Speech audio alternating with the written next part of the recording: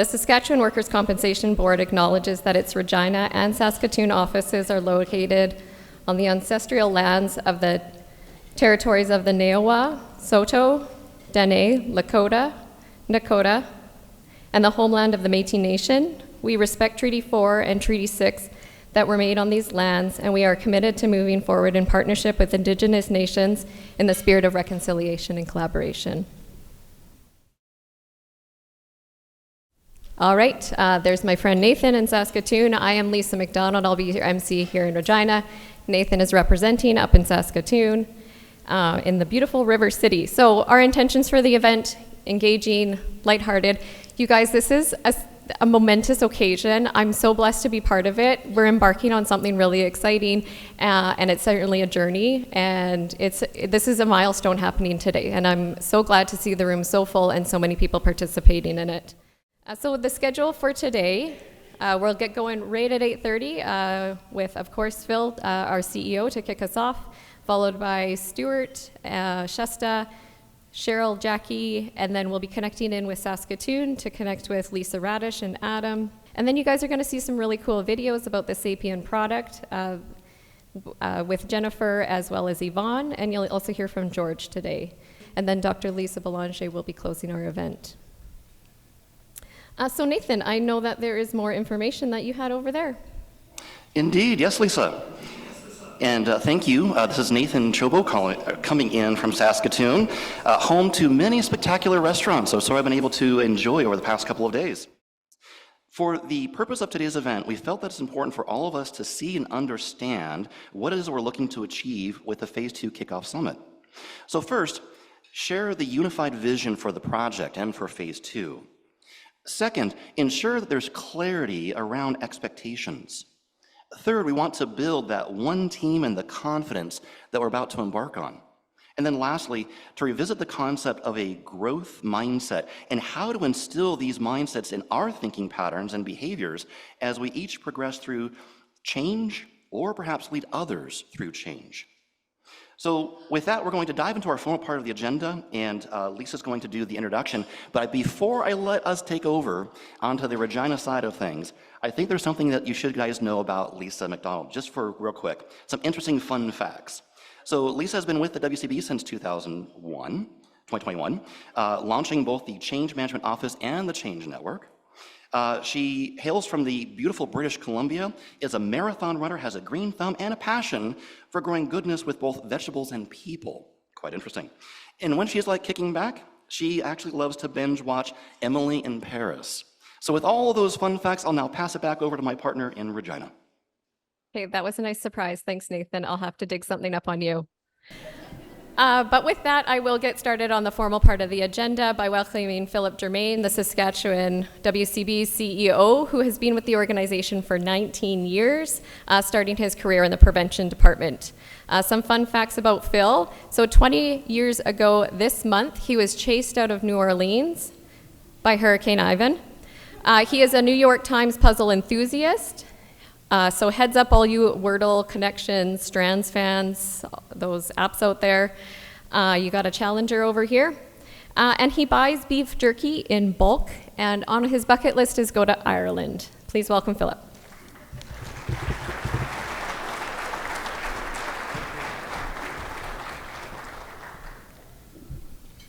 Vegetables and people. I thought he was going to say your favorite show was maybe VeggieTales or something like that.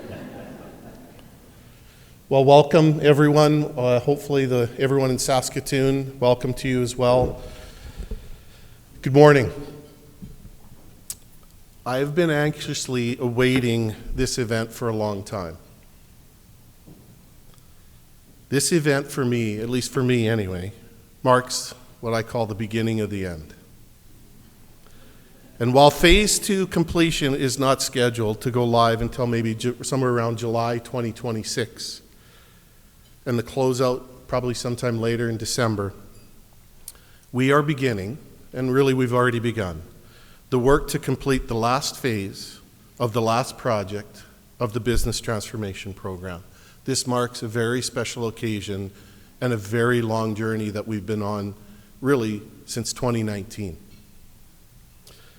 As we move forward, we must acknowledge and recognize the past, all the good things that we have done over the past months, the past years, and the past decades that have really gotten us to this point.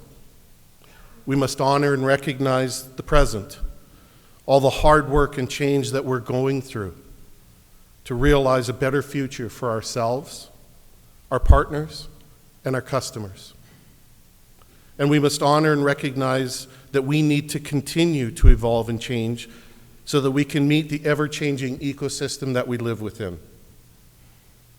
We will work with you, our staff, our customers, and our partners to continuously evolve and improve how we support you, our staff, and serve our customers better.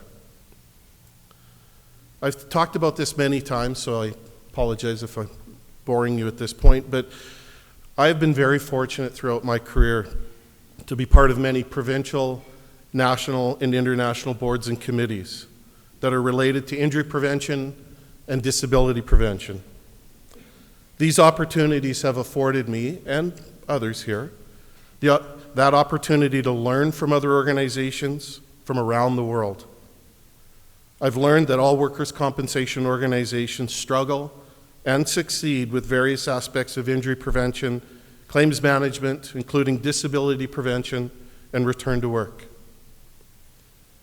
When I think about all these things that I've learned, and couple that with the feedback that we've heard from you, our staff, and our customers, we knew then, and we know now, that there is and there was and there is an opportunity to make changes that result in a win-win-win scenario for injured workers, for employers, and for our staff. We know by looking more deeply at challenging and complex claims that some of those compensation days are what we call additional work disability, meaning when a worker is unable to stay at work or return to work because of an injury or disease. Work disability is a result of a decision that a worker who, for potential physical, psychological, social, administrative, or cultural reasons, does not return to work.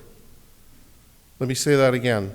Work disability is the result of a decision by a worker who, for potential physical, psychological, social, administrative, or cultural reasons, does not return to work. This means that there are many factors beyond the injury itself that can lead to work disability. From this perspective, we understand that every WCB customer is unique, and they must be evaluated and supported by physicians, by their employer, and by the WCB staff, who need to become familiar with that injured worker's story, the conditions and comorbidities that can cause additional disability. How do we possibly identify and understand all these factors that could affect an injured worker's recovery and return to work? It's challenging, but we're on that path. How do we put our customers, the injured worker and employer, at the center of every decision that we make?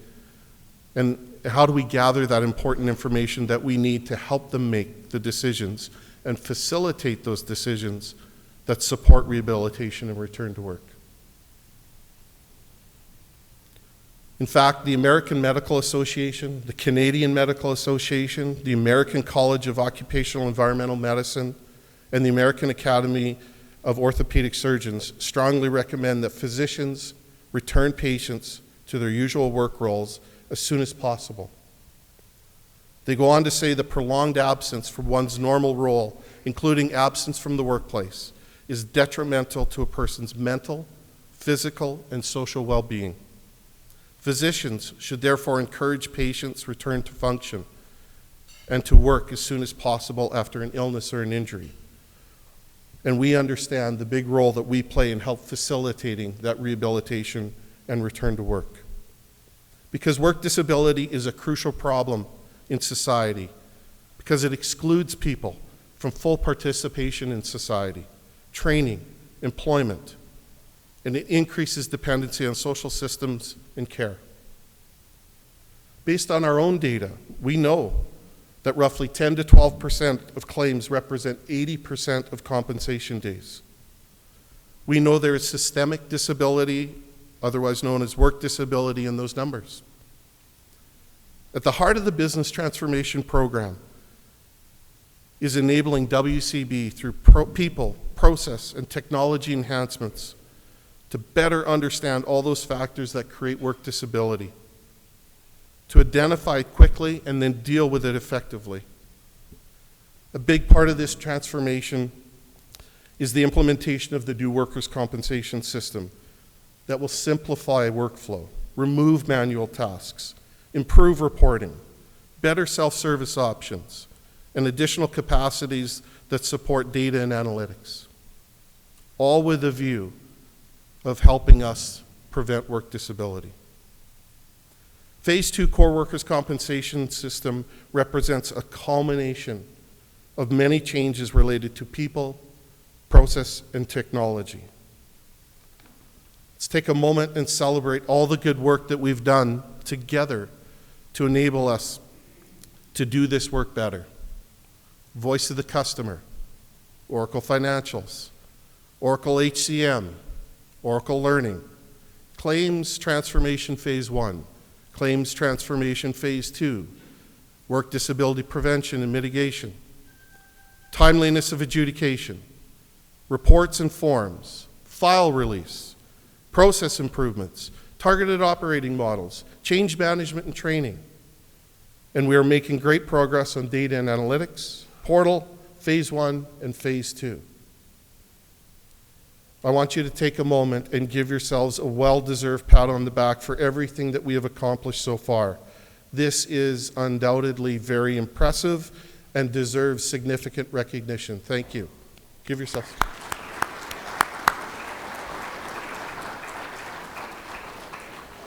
We get our head down working on these projects and programs, and that list represents what we've done over the last few years. It's unbelievable.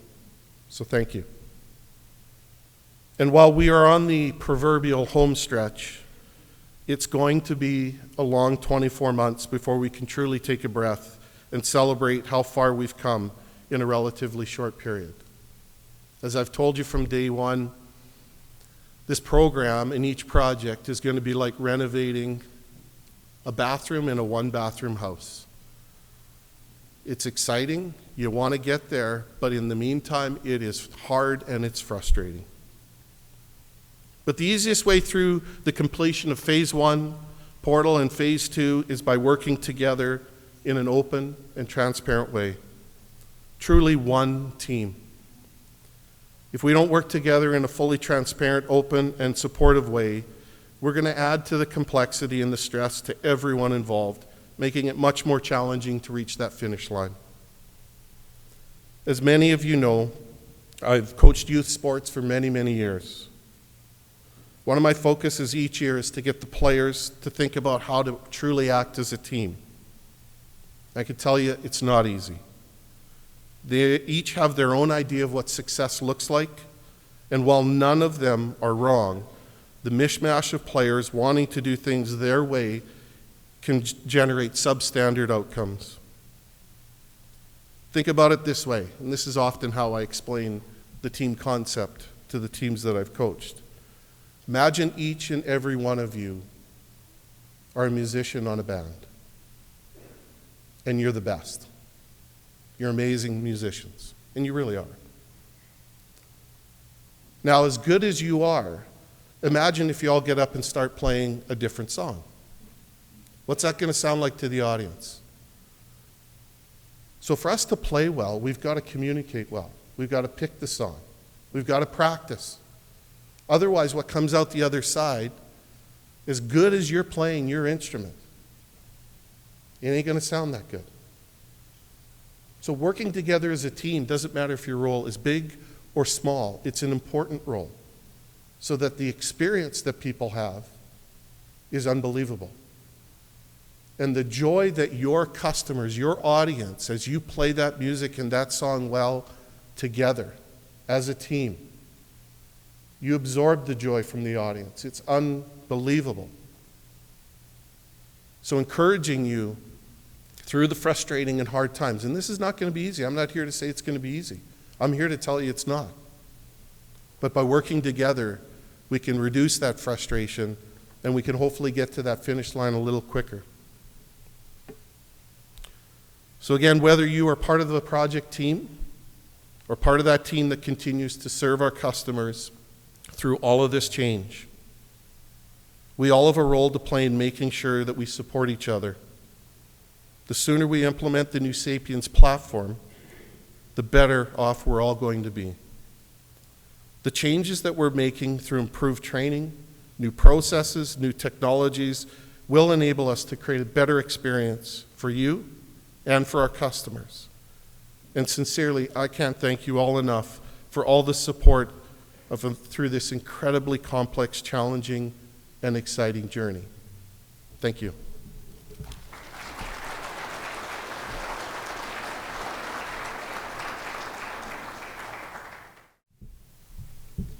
Thanks, Phil. I love it how you always bring it back to the customer. That's really powerful for me to hear.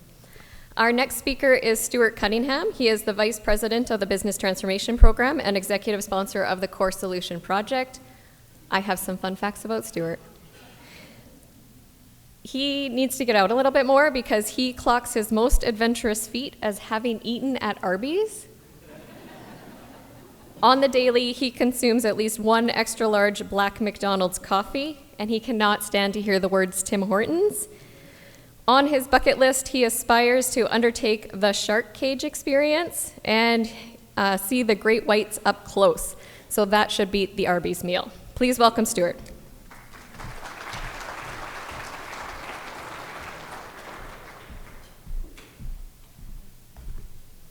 Good morning, everyone. One more really interesting fact. I think this might be the first time ever I've been the only person in the room wearing a tie.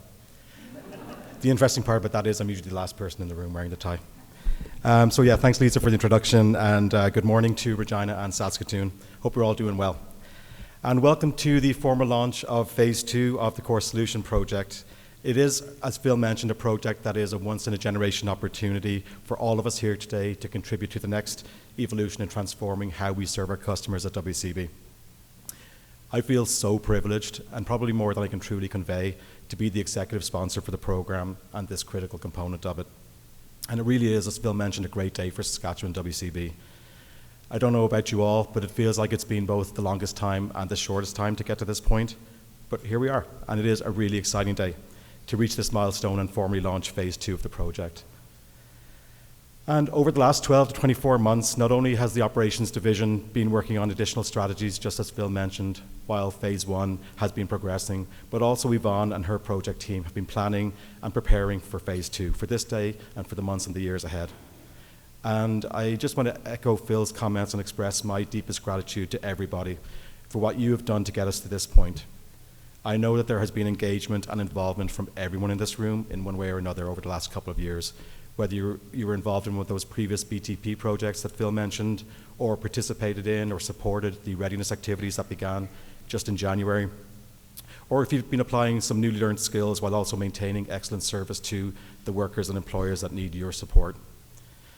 But before I get into my remarks, I do want to take a quick moment again and give so we can give yourselves a round of applause for all that we've accomplished together as one WCB team to get to this launch today.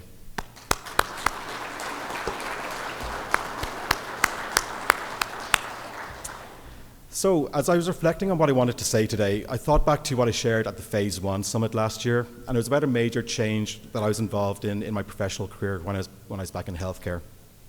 But I wanted to switch it up for today's event, and as I was thinking back, my mind went to a major change in my personal life that I knew wasn't going to be easy, but nonetheless was a change that I knew was really important. It was when I decided to move to Regina, Saskatchewan. If you didn't already realize this or know this about me, I wasn't born in Canada. I like to tell people, you know. I do hail from a small but mighty island just east of Newfoundland, home of U2, Riverdance, Guinness, and some beautiful landscapes. So I come from Ireland. But one of the questions I get asked the most by people I meet here is, so how did you end up in Saskatchewan, in Regina? And the answer, as it so often is with many others I speak to, is I met a wonderful lady from Regina who brought me here as a bit of a souvenir from some time that she spent back there. I met Antonia, who's now my wife, a few weeks after she arrived in Dublin back in early 2005. And as we approached summer 2006, her visa was set to expire, and we had a pretty important decision to make. And ultimately, after quite a lot of discussion, we decided to move back here, move back to her hometown. And after a couple of visits to meet the parents and the family, I made the move permanent in September 2006. It's actually almost 18 years to the day. But I am so proud to call Regina, Saskatchewan, Canada, my home today. The province, the country has been so good to me, and I'll be forever grateful. But thinking back to that change again, it was a very exciting yet very scary time in my life. Yes, there was so much to be optimistic and hopeful about, but at the same time, it came with a lot of uncertainty and doubt. And in that way, I see a lot of parallels to what we're going through as an organization here with this business transformation and, of course, with the Core Solution project. So as I was reflecting on that move back in 2006 and how I was dealing with those mixed emotions, I recalled 3 core elements that I think kept me going at the time. So number 1 was honoring and respecting where I came from. Number 2 was the importance of having a support network. And number 3 was trying to maintain and develop a growth mindset. And I'll come back to these elements in more detail and how they maybe apply today as I work through my comments this morning. But before I do, I just want to reflect on some of the words that Phil just shared. Phil mentioned the journey that we've been on and why we embarked on it, and all of the feedback and what we heard from our customers as well as our staff. And I know how much Phil took this feedback to heart. What he heard from all of you and the organizations he spoke to motivated a commitment that WCB would invest meaningfully in improving the experience of our customers, improving the experience of our staff, and getting a little bit closer every day to our corporate vision and bringing the values of our organization to life. That commitment was the seed that became the Business Transformation Program. I know Phil spent a lot of time thinking through how to go about the transformation in a methodical and sustainable way. I recall how he thought it through, how he brainstormed with others, and spent a lot of time learning from similar organizations who are going through transformation.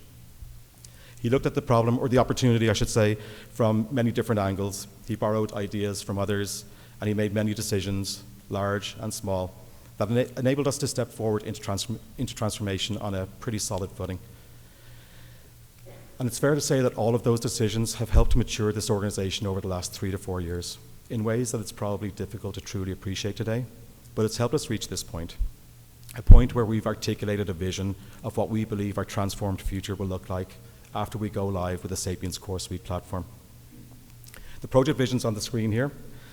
I'm not going to read it verbatim because I can't see it, but I will just encourage you all to read it yourselves. Think about it. Engage with it in some way. See yourself in it and hopefully embrace it.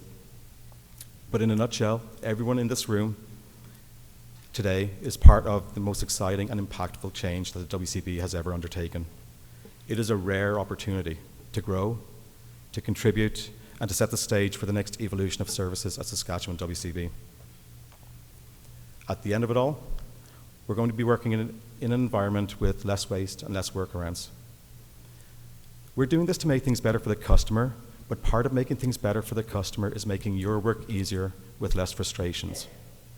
We're going to have a modern, integrated platform that connects our work with the work of others in a more seamless way and makes the use of data and information more straightforward, more efficient, so that instead of hunting and pecking for what we need, we have what we need to make decisions more quickly and serve our customers more easily. We'll be freed up to offer new supports, new services, collaborate and connect more easily with each other, and have more time to build relationships with those that we serve. For our customers, the end result will be improved interactions and experiences with WCB. So just take a moment to consider all of that. And how good does it sound? Because this is what we're shooting for. And as the executive sponsor for the project, I feel very honored to have been entrusted to try and deliver on this vision. It's a responsibility I'm taking really seriously because I feel it's my obligation to ensure that we implement something that will allow us to improve our customers' overall experience while balancing the needs and wants of so many different parts of the business. And that's going to mean compromise. Compromise means that not every element on every individual wish list will be resolved, but the beauty of that type of compromise is that it will overall be better for everyone, for all areas of the business impacted by the solution. So take a look around the room. We have representation from many different WCB teams across multiple divisions that are now coming together under this change vision. We are one team at WCB, and as such, we are one team for Core Solution. And I know that everyone in this room will continue to work together collaboratively and respectfully in that spirit of one team to fulfill our individual assignments, to support one another, to appreciate that need for balance and compromise so that we can all realize benefits and be successful together. So going back to those lessons that I shared earlier from my move to Canada, I wanted to offer my thoughts on how those might apply to our journey today. First, this concept of honoring or respecting the past. This idea of significant change or transformation, it's kind of funny in a way. You know, while transformation often signals progress, it can also sometimes feel a bit more like sacrifice. And for me, I was leaving behind a close family, great friends, a promising career, and all the comforts of what felt familiar and safe, what I grew up with. And those were sacrifices to me. But that vision that I had back in 2006 was a life in Canada with my wife, and the opportunity to build something new and different here was one that was compelling to me, and a new challenge that motivated me in new ways. That motivation made those sacrifices acceptable to me at the time, but it's not to say that what I had before didn't hold value. It did, and it always will. You know, it's relatively easy for me to check in with family or friends through social media or take a trip home and spend some time with my loved ones and reconnect with that past for a little while. And while that might not be possible in exactly the same way as WCB steps into its new future, my encouragement to all leaders and staff in the room today is to honor and respect that hard work, the grit, and all the great achievements from before, because they were great, and carry the best of that with you as you step forward into your new future. The second theme that I mentioned earlier is the importance of support and support networks. And what I'm talking about here in this case are the supports to get you to your new destination, to get you settled into your new home. I have to say I was pretty fortunate when I arrived in Regina that I had a ready-made support network, as I was able to lean heavily on my wife and her kind and generous family. In fact, her family is an immigrant family themselves who developed their own support network here too when they arrived back in 1970. And that was a network that helped them find accommodation, to find work, to learn a new language, and pretty much everything in between. But I do count my own experience as very fortunate, as I know that not every immigrant story is the same, and it can take a lot of effort and time to find that network and figure everything out. It takes personal resilience, absolutely it does, but we all need that someone who is going to put their arm around your shoulder and explain what the heck a bunny hug is, or a toque, never heard that before, or where to buy a proper winter jacket. There's a difference between a winter jacket in Ireland and a winter jacket here. I learned that pretty quickly. And why some people wear watermelons on their heads at the weekend. Anyway, well, the good news is we're taking this concept of preparation and support really seriously as part of the Core Solution project. We have a fantastic team of experts in the Change Management Office who are preparing the right change supports, the right networks for dialogue, and we have an exceptional enterprise learning team developing a host of training methodologies and tools that will help orient you to the future system and the future state before we go live and afterwards. It'll start today as you get a glimpse into the future through the videos and the demos that we have in the agenda, and as Yvonne and Jennifer and others share their thoughts throughout the morning. But as the future starts to become real, and as the change comes into sharper focus, rest assured that we will bring the right supports to you at the right time, before the move, and for that period of stabilization afterwards. The third lesson from my past experience is trying to have a growth mindset, which to me is strongly linked to some of the other concepts that I just mentioned. When you combine your resilience, support, motivation, your past experiences, you start to begin to build adaptability and forward thinking, which is part of having a growth mindset. Again, thinking back to the time that I was moving here, I know for sure I wasn't telling myself, don't worry, Stuart, you've got a growth mindset. But looking back, what I was doing and telling myself was definitely from a similar playbook. It's much more than just saying you can do it. It's about expecting challenges, setbacks, mistakes, but having the fortitude to step into the unknown even despite that. It's the ability to encounter these setbacks and mistakes, but see them as a learning rather than as a failure, but apply your new knowledge to your next steps. Even so, I know from personal experience, it's frustrating when things don't go as planned. When I got to Canada, it wasn't perfect, and there were many issues to work through. Even though I had support, I was starting again in many facets of my life in a new country and a different culture. There were definitely some good days and some bad days. It took a long time for things to come together and for it to feel like home, longer than I thought it would, to be honest. But I realized that I needed to change some of my habits, some of my norms. More simply, I suppose, I just had to change what I was used to so that I could make the most of this new challenge in Canada. But in relating these concepts of setbacks and adaptability to the project, firstly, we know the solution will not be perfect on day one of Go Live. Don't get me wrong, the Sapiens platform is a fantastic product that is purpose-built for workers' compensation and will address many of our pain points, both now as well as long into the future. But despite the quality of the Sapiens product, despite all the planning and preparation that we've been doing, despite the training and the supports that we'll make available to you, we know that there will be challenges. We can expect some instability, there will be issues to resolve, simply things that we just won't have expected. But these challenges, these setbacks, do not mean that we're failing. We're only failing if we don't keep our mind focused on the vision. We're only failing if we fall but don't get up again. Secondly, in terms of adapting to new surroundings, we are not just going to go from our way of working in Phineas or Eclipse to the exact same way of working in the Core Suite solution. We will not be replicating what we currently do, and this might start to feel uncomfortable for some people. So my ask of you all today is to tap into that growth mindset for yourselves over the next couple of years. Keep an open mind. Look beyond how we do our work today. Be open to a new personal or professional challenge. Expect setbacks, but have the fortitude to step into the unknown and adapt to the circumstances that are revolving around you. For it to feel like home, again, is probably going to take a while, just like it did for me, but it could also be the best decision that you ever made. So, in closing, as I look around the room, I feel an enormous sense of pride of what we've already achieved together as an organization and what we'll achieve together in the coming years. I have total confidence that we, our frontline staff, the project team that are representing you, will be able to look back in a couple of years and reflect on our collective success as one team.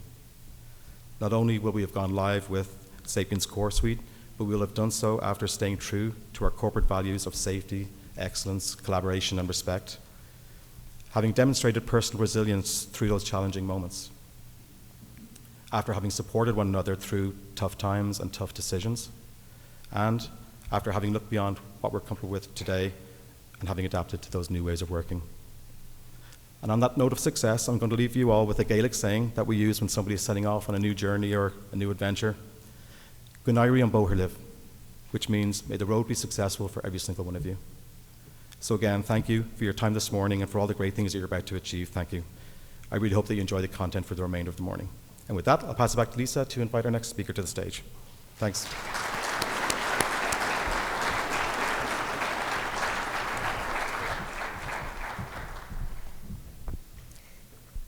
Thanks for that, Stuart. I love how you talked about honoring the past, the mindset, and building those networks. I think everybody in this room, as we transition to the new Core Suite system, that's the journey that they're going to go through, and change is very individual, and it can be scary at times.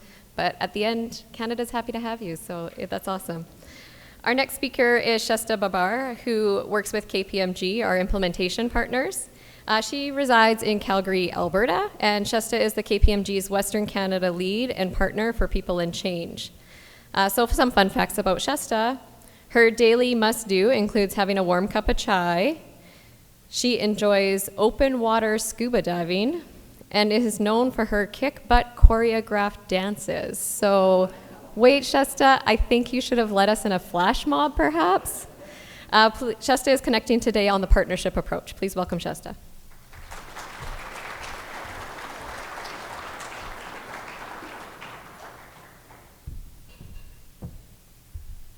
I have to admit, the most nerve-wracking part of today was not knowing what Lisa was going to say about me, so I feel like I need to do a little dance for you all at a later time. Hi, everyone. It is an absolute pleasure to be here with you today, and to see so many familiar faces in the flesh in person. I know that seems like a privilege in the day and age that we're in right now. For those of you who I haven't had the pleasure of meeting in person yet, my name is Shasta Babar. I lead KPMG's People and Change practice for Western Canada. And I've been in this profession for about 15 years now and specialized in large-scale digital transformations across Canada. It has been my absolute pleasure to be part of KPMG's executive team on this WCB Core Solutions project. And I have to say I'm privileged to actually be working with such a strong change and training team. And I do want to give them a round of applause for the exceptional work that they've been doing on this program.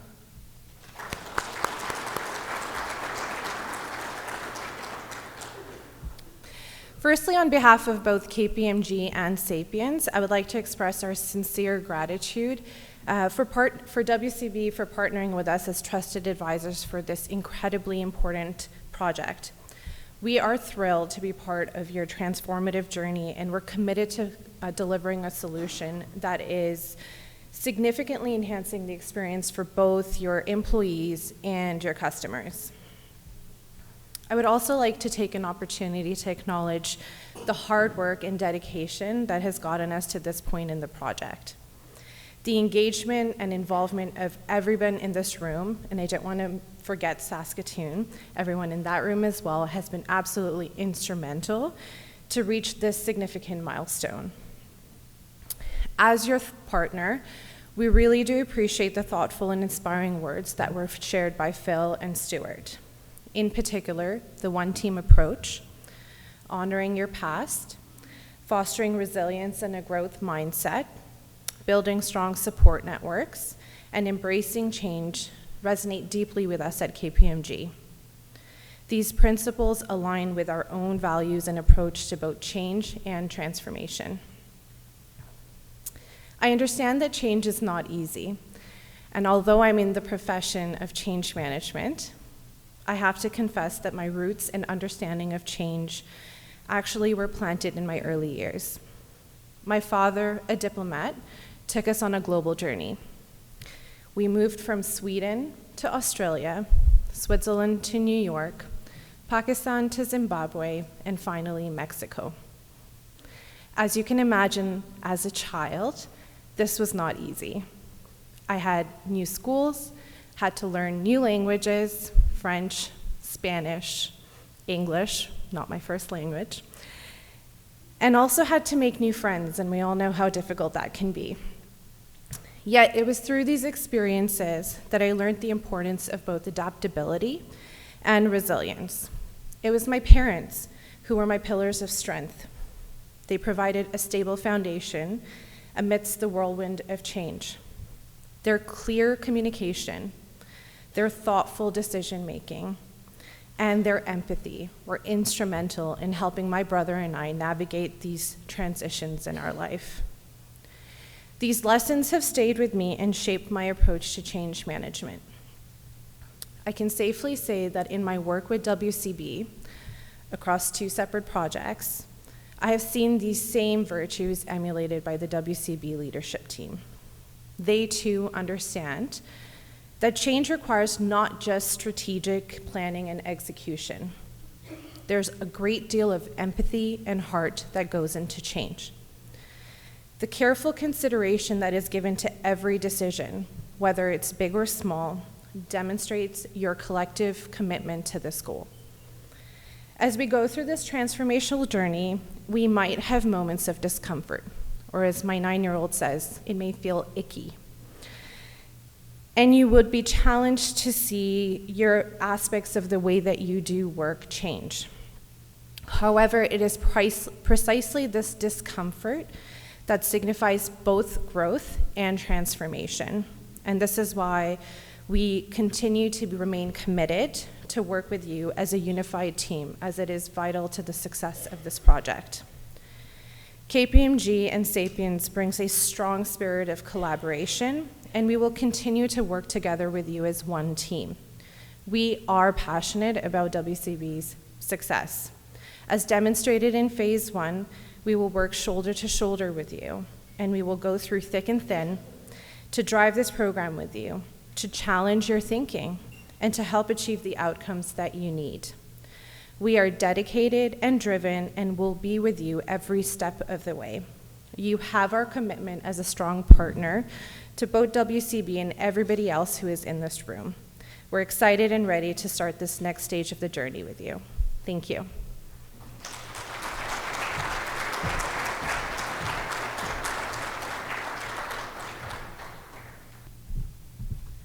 Thanks for that, Chesta. We'll be watching for you dancing later. So we just heard from KPMG, our implementations partners. I'm really excited to have Sapiens, the other half of that equation, up on stage.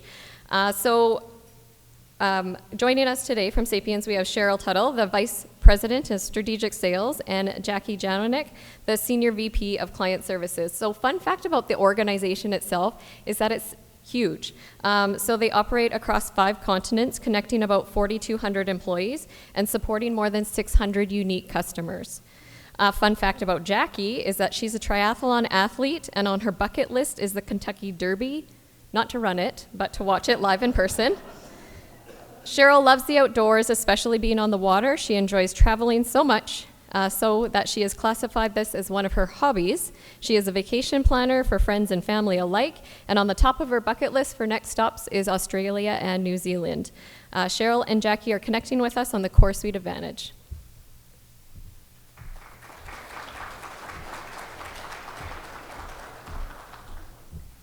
Thank you, Lisa. So first of all, I have to tell you all, when my husband, I travel all the time. My husband asked, where are you going? So, of course, I said, he's familiar with me coming up here, going to Saskatchewan, but it's only taking me 9.5 hours. And he just kind of looked at me like you're excited about it taking 9.5 hours. I'm like, yes, because Delta has added a flight to Minneapolis, and instead of taking 12 to 14, it's taking me 9.5. So yes, I am excited about that. So I want to thank everybody for allowing Sapiens the honor of being part of this kickoff, Saskatoon and Saskatchewan. And I'm honored too, because while we're part of this claims transformation, I started my career in claims, and while I love policy, I think you gravitate to kind of where you start. So claims is kind of like what I love, near and dear to me.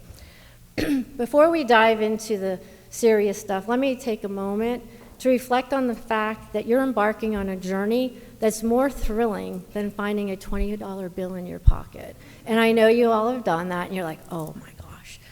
Now, I know what you're also thinking. Claims software implementation. Thrilling. But hear me out. This project is not just about software. It's about transforming your claims process from a clunky old car occasionally breaking down to a slick, high-speed train that zooms into the future. I say us because we are your partner, not just for this implementation, but for decades into the future. We are a team. So buckle up, because we're about to turn your claims process into a seamless experience. Remember, we are not just implementing software. We're creating a legendary adventure that you will be talked about in the break room for years to come. This will be a partnership for all of us for many years. And who knows, maybe by the end of this, we'll have a claims process that deserves its own theme song. So let's roll up our sleeves, embrace the chaos, and have some magic.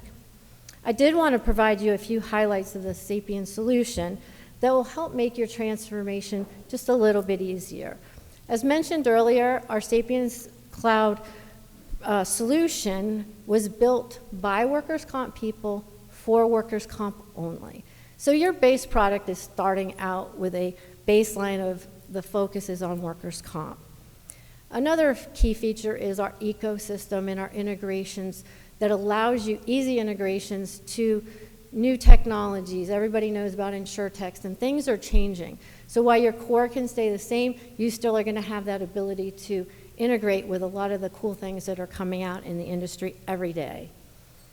We have over 220 team members, again, dedicated to workers' comp. They're not working on P&C one week and work comp the next. They are dedicated to the workers' comp industry, which is huge because they're talking your talk, they understand your language, like all of us that are on the stage today. The Sapiens team have grown up in the work comp world, and I think that's important, and as I mentioned, including myself. And I didn't think, like most people, I didn't start out saying, oh, I'm going to go into insurance and workers' comp. I had not insurance. I didn't even know what it was. People don't even know what I do now, even though I travel all the time. And then lastly, an R&D team that is devoted to workers' comp, and you will become part of that customer community. You will help drive the new features and functions. So it's not just your product today, but the product of the future, and you will help drive that. And you will hear and see more about these types of things today, as well as you embark on your transformation. And let's not forget about the secret weapon, you. Each of you is an essential part of this operation. Think of yourselves as the elite crew on this spaceship, navigating the galaxy of claims processing. Your insights, creativity, and enthusiasm are what propel us forward. As mentioned, there will be challenges. There's no way around about that. But together, we will tackle those with humor and teamwork. We like humor, just so you know. So you'll see a lot of that, but we'll work together to that.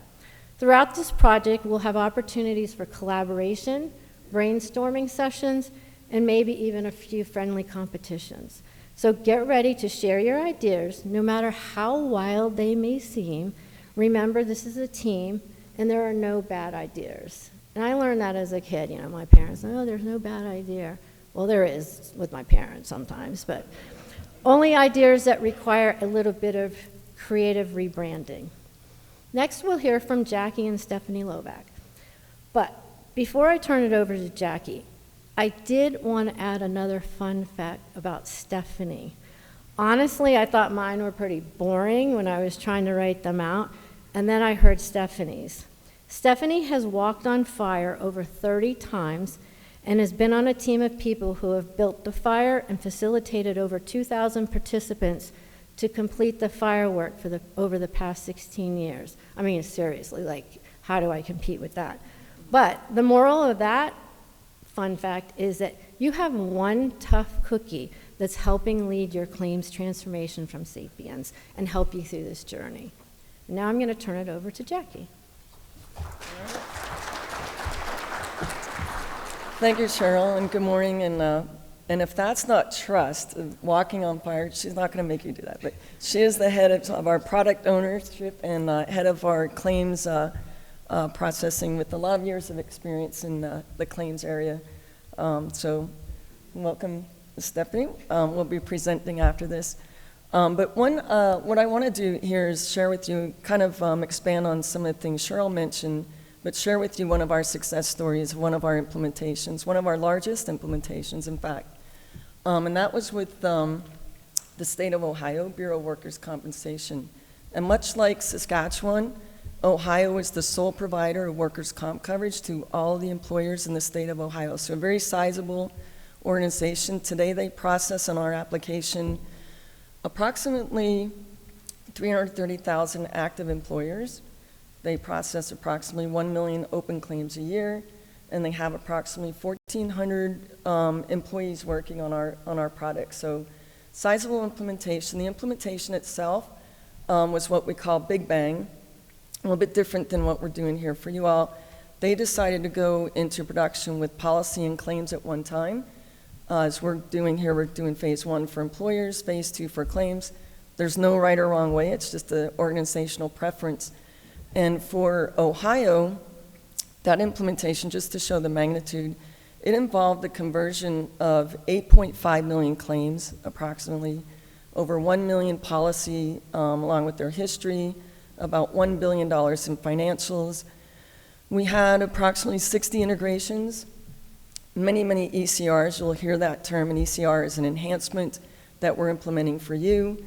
And they went live over a weekend with that volume of data and that volume of an organization over a weekend in November in 2016. And they're currently taking successful annual upgrades, a great success story for us and a very active member of our community. In fact, a lot of close relations being built currently with your team. A little bit about why they chose to go with our organization and our product.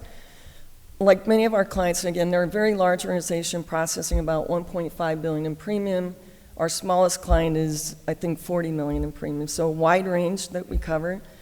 But like many organizations like yourself, they were dealing with challenges of working through many disparate systems, very hard to change those applications, integrations, managing the volume of data between those applications. They had lack of automation, they had a lot of manual processes, lack of workflow, and we were able to resolve that for them in a very successful implementation, which we have great faith that we will achieve here. In fact, I'm very proud to say that we have no failed implementations. That's not an option. That doesn't exist in our history, and we will continue that success. And one thing very important to say, I mean, working with your team through phase one has been, you know, a journey, very, very successful journey so far that's had challenges. I will say we have a good work style with your team, and we feel like we fit together very closely. One important aspect to a successful implementation is the support from the leadership that comes from the top, and you certainly have that here. And we are very honored to be working with your organization, and we look very much forward to sharing your success story, our success story, with future prospects and our client community. So with that, I will introduce our product owner, Stephanie Lobeck.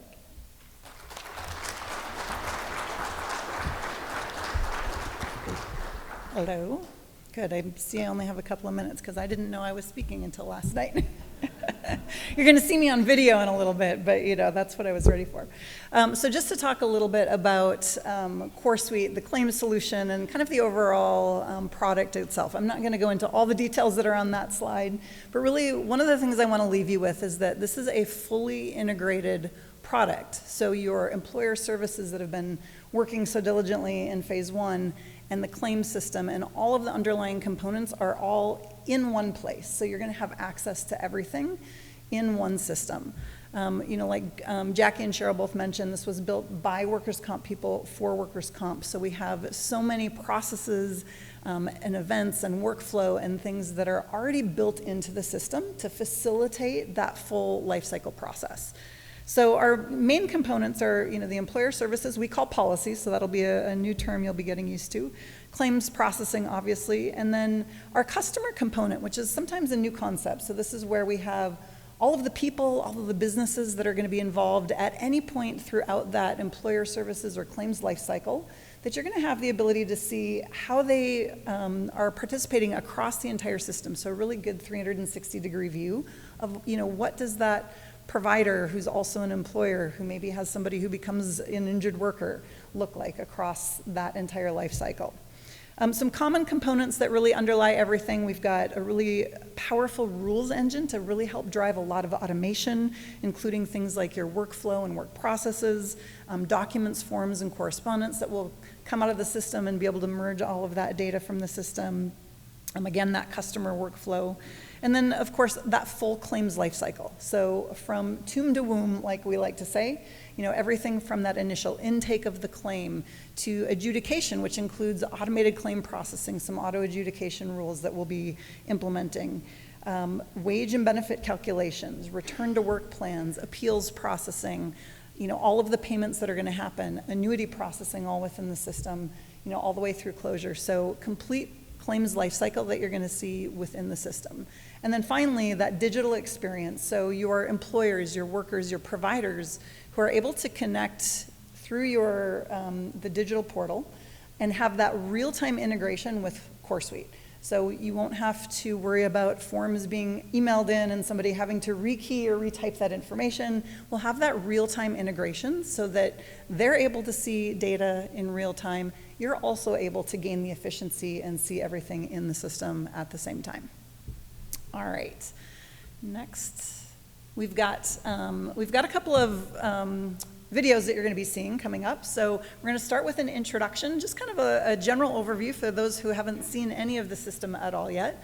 We've got some disability guidelines. We're going to show a real-time integration with ODG, who provides disability guidelines for handling those claims. We're going to see ways that we can use dynamic questions throughout the application.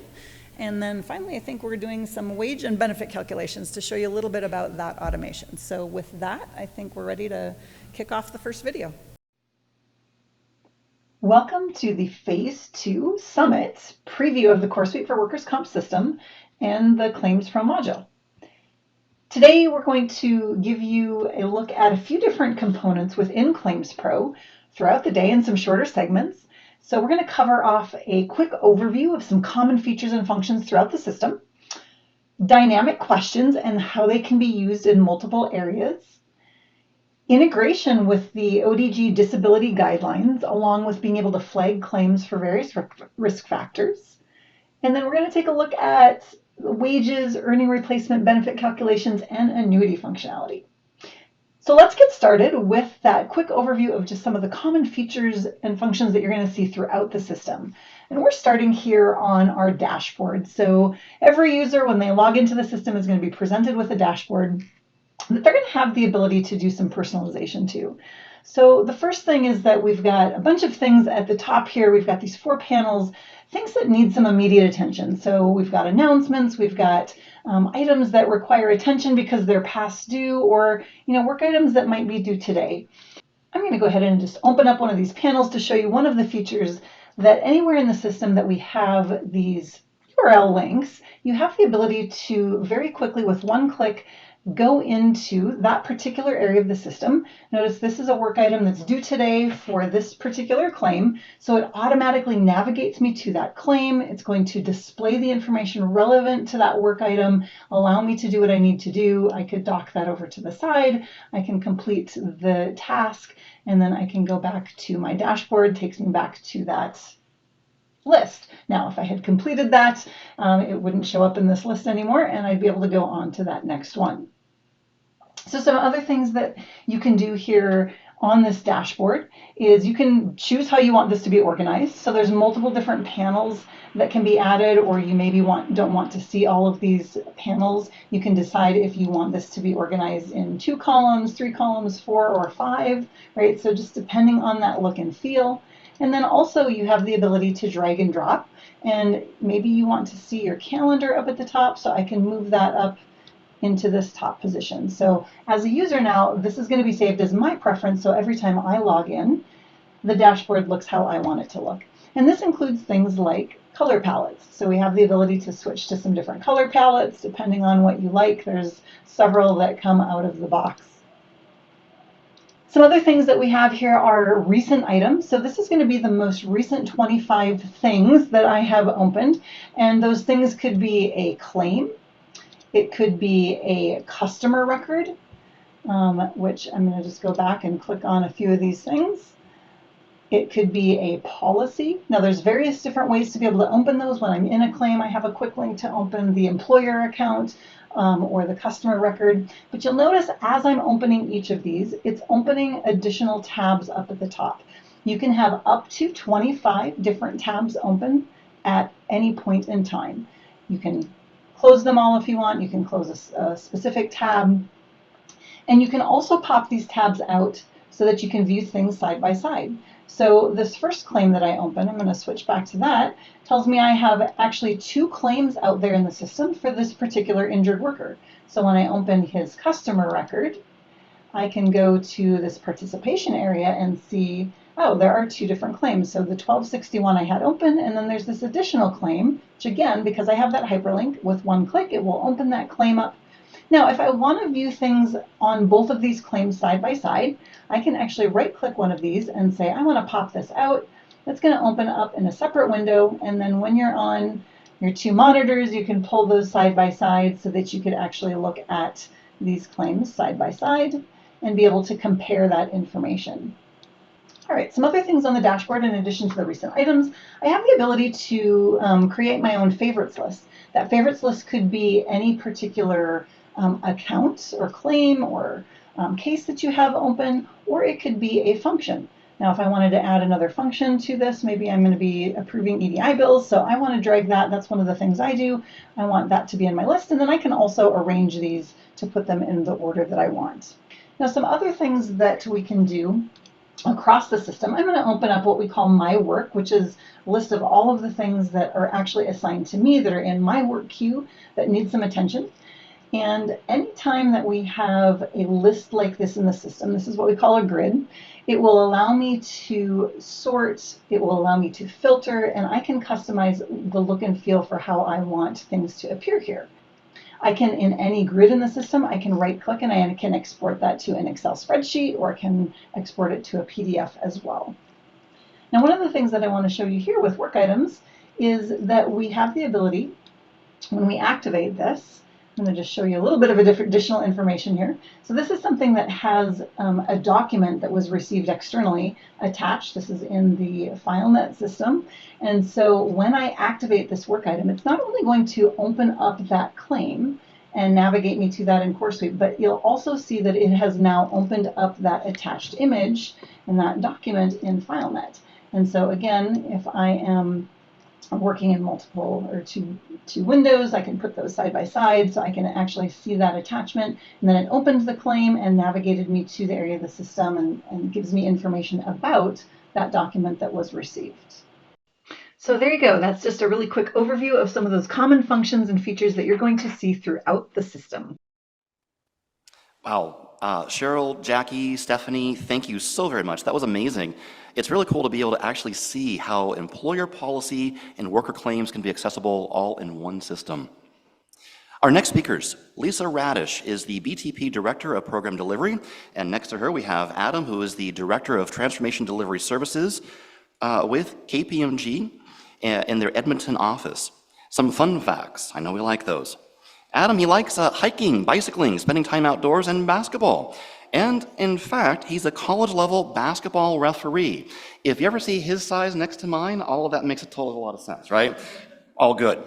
And then fun fact about Lisa Radish is that she really digs hauling backpacks in, around, and through India. And she has a passion for interior design, using her home as a canvas. Lisa, my family and I welcome you to Chicago, which is a quick 11-hour drive, and you can use our home as your canvas anytime. With that, Lisa Radish. Thanks, Nathan, and good morning, everybody. Right before Cheryl was saying she appreciated some sense of humor in delivery, so I have a joke for you all on behalf of the project managers. So what makes project managers absolutely terrible comedians? Because we keep stopping the joke midway through to get really clear on that scope before you get into that punchline. All right. With that, I appreciate the laugh, Nathan. Thank you. The single laugh. We'll get into what we've learned through phase 1 and how we're going to use that as a foundation moving into the phase 2. So it probably goes without saying, but I'm going to say it anyway. Saskatchewan WCB has a cultural DNA of continuous learning and improvement. It's a muscle that has been and will continue to be critical and a cornerstone within our project. The project team has consistently embraced every challenge as an opportunity to learn, adapt, and refine our approaches. The collective mindset is one of progress and resilience rather than perfectionism, and it serves us well as we get ready to tackle the additional challenges that will come along with kicking off this next phase of the project. The truth is, despite our wholehearted efforts, projects rarely go exactly as planned. Success in projects is about being adaptable, pivoting when we get new information, and adjusting our plans in response to changing conditions or risks. With that in mind, I do want to share a handful of the bigger lessons that we've learned in phase 1 that will propel us into the next phase, phase 2. Core Solution, it's a monster project, and managing a team of over 110 people across 11 work streams is no small feat. But thanks to the robust project management framework that we've built, which is made up of solid governance, robust communication channels, and strong planning tools, we are delivering in a steady way of working and delivering along the cadence of the project. This foundation is ready to support the added workload that will be coming from phase 2, and it will help us manage the overlapping resources and the overlapping timeline. Another key lesson is about the importance of sequencing the work and sequencing the work stream. So for phase 2, rather than starting all the work streams concurrently, we're going to pace them out. The functional business workstream and the data workstream are going to get out ahead of everybody else, and it will allow us to bring the subsequent workstreams, such as reports and documents, in once they have enough information to be truly efficient and effective. We also learned that our WCB staff became more effective in the workshops as they grew their knowledge of the software solution. So for phase 2, the team has built in training for project team members before discovery even starts. That way we can ensure that everybody has a solid grounding in the out-of-the-box capability of the platform so that they can fully participate in discovery right from the start. The technical infrastructure and base configurations that have been established in phase 1 were built with an eye towards minimizing rework in phase 2, and this foundation will ensure that we are efficient. During the first phase, we focused religiously on thorough testing to ensure that we have quality at every step of the way. We've tested early with converted data, and we're close to having enough releases under our belt to be testing end-to-end business processes. We've also set aside time for full end-to-end testing before we start the formal user acceptance testing period to ensure that we're minimizing the risks of go live. And finally, we've learned that we're all in this together, and each and every one of us is committed to the success of this transformation.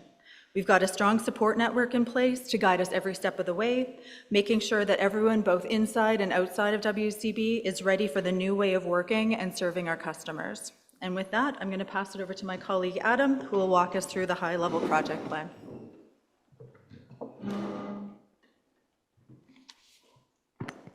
Perfect. Thank you, Lisa, and thanks for having me here today. As Lisa mentioned, I'll walk us through the project plan with a focus on covering some of the major activities and timelines that are within the plan. The overall activities that I'm about to describe were consistent between phase 1 and phase 2. So as Lisa alluded to, we're able to leverage some of those lessons learned from phase 1 and start to apply them right away to phase 2 to get us sort of a running start. The first major activity within the plan is the discovery stage. As Lisa mentioned, we've done some training and some onboarding already to prepare for discovery, but that discovery period really starts tomorrow. And this will be a facilitated walkthrough of the full solution to make sure that we've validated the full scope of the project that'll be built and delivered throughout the build stage. This also includes identifying where needed any enhancements to the system, although a goal of our project is to leverage as much out of the box as possible. With discovery complete, we're also able to validate the scope and then validate our timeline for the project. So what we're showing here, we're pretty confident in. There is some potential that things may adjust slightly as we fully validate the whole scope. Once discovery is complete, we move into the build stage. The dates for that are January 2025 to April 2026. And the majority of that time is spent in a cyclical fashion with 3 major steps. We operate in sort of 4 to 6 week cycles. The 3 steps are elaboration. The first one, we're really defining the detailed requirements of all of those items that we've confirmed in scope. The second is to actually build the software, configure it, and then release it into a test environment that the project team has access to. And then the third step is to actually test that software. And as Lisa alluded to, we're actually broken the project down into these smaller chunks and cycles so that we can get our hands on the software and begin to test it earlier, as opposed to waiting all the way to the end. Finally, at the end of the build stage, there is a period, and it's shown on the slide, called end-to-end testing. This is a deliberate time to test full workflows and full business processes through the solution to make sure that we are ready for the user acceptance testing, which follows. So that leads to the next major stage, which is user acceptance testing, where a subset of the business will actually test the software in a real-life setting, still in a testing environment, but to make sure that the system is operating, performing, behaving as expected before we go live. We would then go live in late July or early August 2026. And that go live period is followed by 3 months of a warranty phase where there's enhanced project support offered to deal with anything unexpected and to make sure that that transition into the new system is effective and seamless as possible. Within this project plan, you'll notice that all of the activities in the build stage come together at the user acceptance testing and warranties, so those are all common. There is some offsetting activities, as Lisa alluded to, in reports and documents, and the digital suite portal solution to make sure that those teams stand up at the right times and are most effective, but everything does come together at the end to make sure we're testing that system end to end when we go live at a consistent date. You also notice on the slide that there is phase 1 and phase 2 overlap occurring at the same time. So some of the things that we're doing in the project to manage the overlap, we have aligned those release dates. So those 6-week cycles that I was referring to, we align the dates between phase 1 and 2 to make sure that the activities, the sequencing, and the planning is coordinated across both, and that we have an equal or a manageable workload across the 2 phases. We've also made sure that the major milestone dates for phase 1 and 2 are different so that we're not trying to work through a stage gate and the governance activities that come with it all at the same time. So those have been offset. And Lisa did allude to this as well, but the technical foundational work and some of the project practices that we've developed in phase 1 will be leveraged for phase 2 to give us a bit of a running start as we move in. So we can move to the next slide, and I'll talk a little bit about how we've set up the project. So again, we have over 110 people now on the project, which is really exciting. We've broken the team down into 11 work streams. And this is comprising WCB and all of the vendor partners that are involved in the project. All 11 work streams are orchestrated by a common project management office that Lisa and I are leading. So this enables us to have full visibility across both phases and to make decisions around synchronization and orchestration for the project. We also notice that with the exception of the 2 boxes on the left, phase 1 functional and phase 2 functional, all of the other work streams have shared resources and are led by sort of a common leader, work stream leader or project manager that enables them to understand the whole project because there is shared knowledge happening between the 2 phases, and this enables us to make sure that we're accounting for that in our planning and balancing the workload across the 2 streams. The functional ones are very unique to those specific areas, policy or claims, so they have their own work streams. As well, the project management office does bring all of the work streams together, so we do common coordination, common planning, common broad level project communications, and we operate as one team across both phases. So we're excited to get going on our phase 2 and bringing the new team in as we get going on discovery tomorrow. As the project progresses, we'll be providing more updates to our change management office and making sure that we're keeping everyone up to speed. With that, I will turn back to Nathan. Thank you.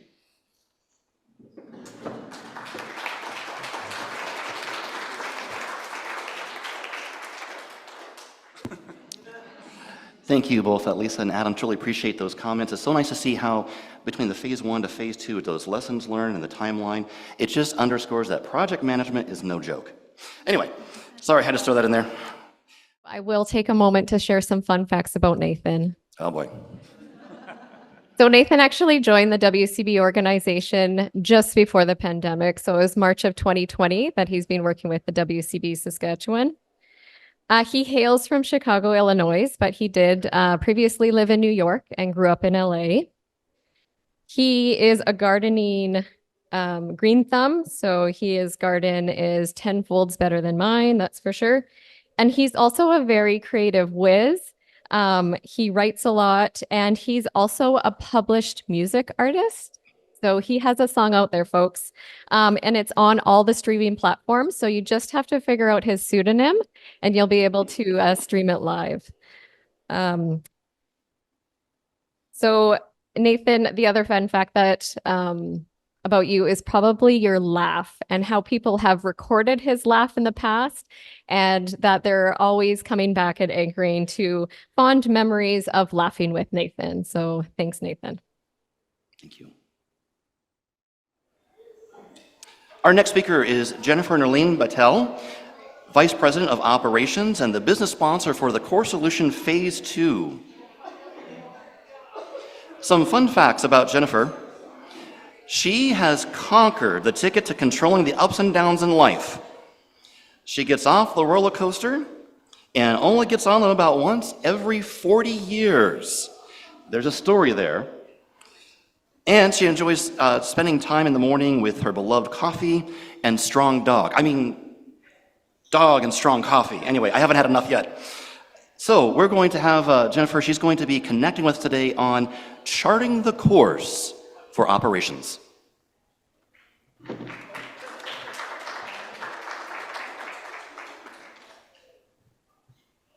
Thank you, Nathan. Good morning, everyone. It is my pleasure to be with you all here today. We have spent the last 4 years focused on our claims transformation to improve our customer experience and reduce work disability, all in preparation for the Core Solution project. This included things like you'll see on the screen, the puzzle pictures that are there, things like adjudication by decision model, the segmentation pilot, timeliness of adjudication, as well as work disability prevention and mitigation. These projects really have been foundational, have established a number of new or updated concepts, processes, behaviors, skills, and abilities.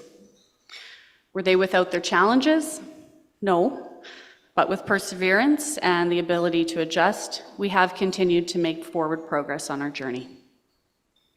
The Core Solution project will now take what we've done to the next level. We will leverage our new technology to more easily provide value-added services in support of our customers. Opportunities for things like truly adopting automated processes that will support timely decisions, identifying work disability risks sooner so we can apply the approaches that we've already learned to prevent or reduce work disability and help people get back to work. Ensuring timely payments for our customers and providers. So we're going to shift gears now a little bit. I'm going to introduce a demo here, a video, that provides a great example of one of the tools that will be integrated into our Core Solution that will help us identify work disability risks sooner. And in fact, ODG is something we will provide to you before Core Solution is implemented, as it is also accessible in an online version. More to come on that in the coming weeks. But right now, let's take a watch on how ODG integrates with Core Suite. And this ODG, for those that aren't aware, is a product that provides disability guidelines and a few other things that you'll be able to see on the screen. Okay, this next topic that we are going to cover today is related to ODG, which stands for Occupational Disability Guidelines, as well as risk factors and caution flags, things of that nature that we want to be able to call to attention during that claim and case management lifecycle. So we're going to first look at the integration that we have in Claims Pro with ODG in order to get the recommendations for their medical disability guidelines, return to work guidelines. We have a real-time integration that allows us to be able to retrieve those guidelines directly from ODG, have them available within Claims Pro to make decisions on or to use in any automated processing. So on this particular claim, and there are several different things that may be updated on a claim or on an injured worker that feed into that ODG engine and will allow us to then get a calculated score. So things like the injured worker age, their location, the class or labor level that they are, the type of body parts that are injured. And so one of those areas that is going to do an automated trigger for us is with the ICD codes that might be added to the claim to identify what is the diagnosis. So I'm going to go ahead and add an ICD code to this particular claim. So I'm going to add this ICD code. We can do a lookup by code or by description. And as soon as I mark this as an accepted diagnosis on this particular claim, this is one of the things that is going to trigger that ODG real-time call. And so at the point that I save, it's going to actually go out and it's going to retrieve that information. And now you're going to see I have an immediate response here because we have flags set up for various different levels of those scores that may come back. So this particular one, based on this diagnosis, came back as a cautionary risk with all of the other details. Now you'll notice it came up here on the top of the claim. So when I first open a claim or when something's updated to give me that flag, but then any flags that exist on the claim will always remain in this bottom lower hand corner. And I'm going to show you some other claims that have multiple flags so we can see what that looks like. But this only has one. And so since this has a hyperlink, I can click that. It's going to take me directly into this disability tracking screen.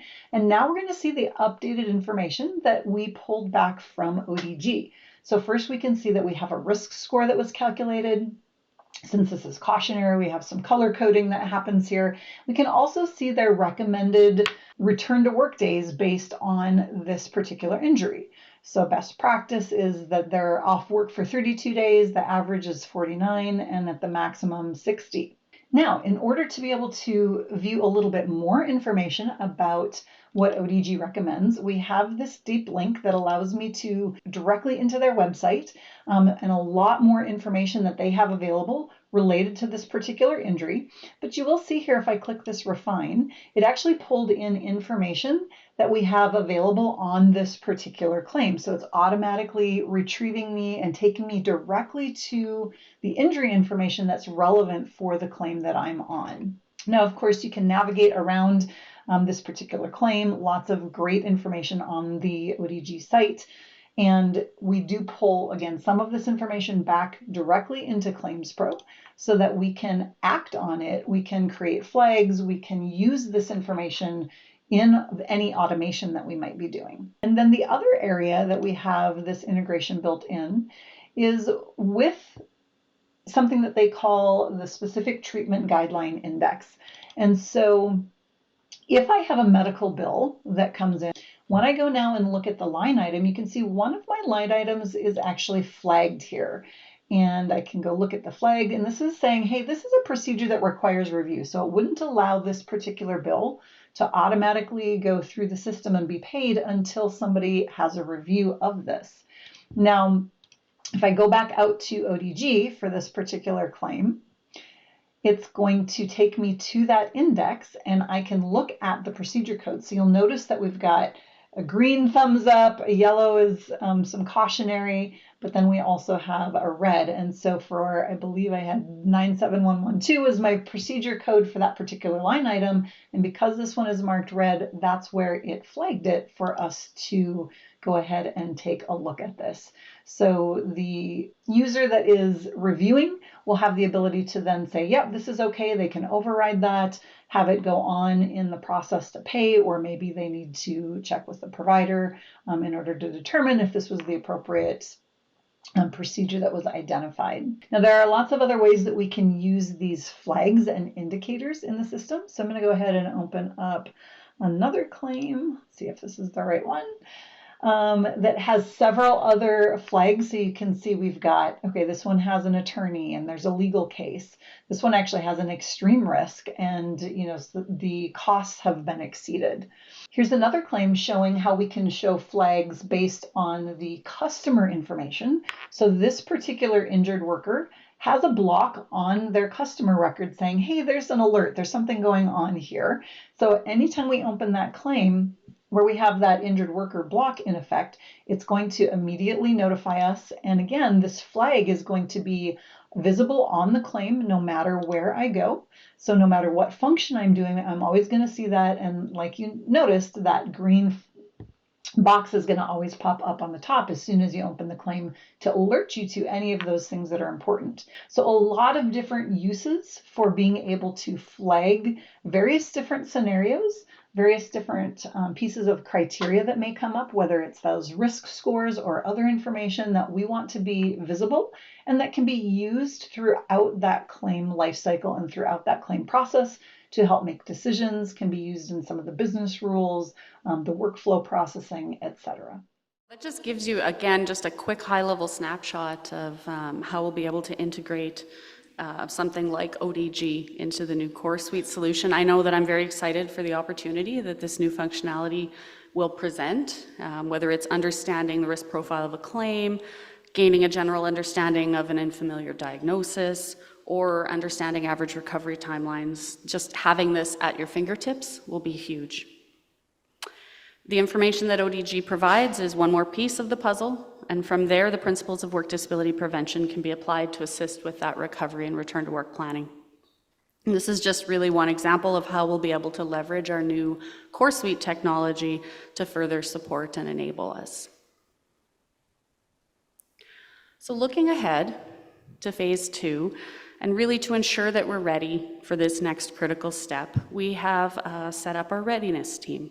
So project readiness team, I'm going to ask you to just please stand in both Regina and Saskatoon locations for just a quick moment, please. Come on. Thank you.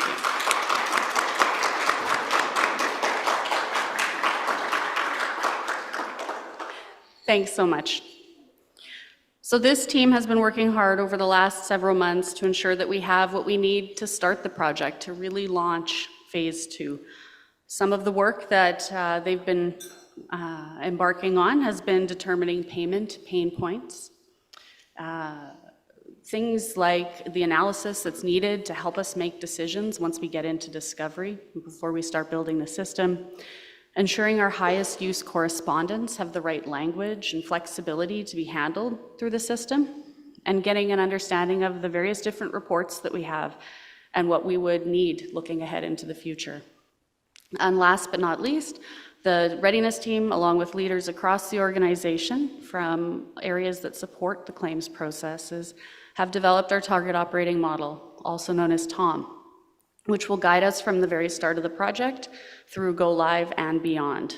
So you can see posters of the TOM in the room. So in Saskatoon here, it's just to my right, your left. And in Regina, someone pointed out, please.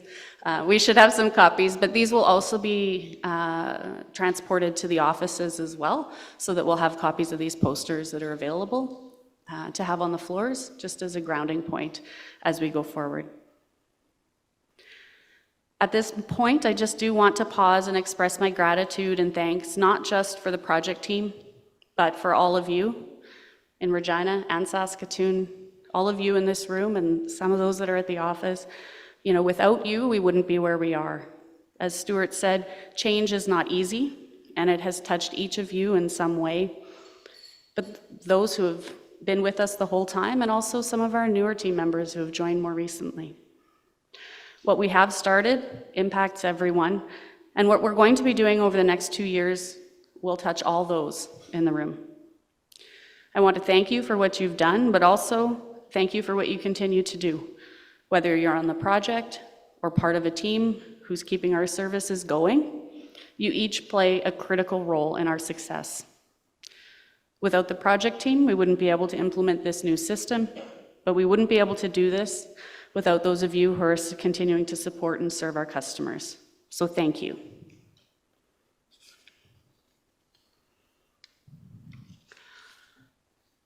So connecting to the vision that Stuart shared earlier is the change vision for the Phase 2 project.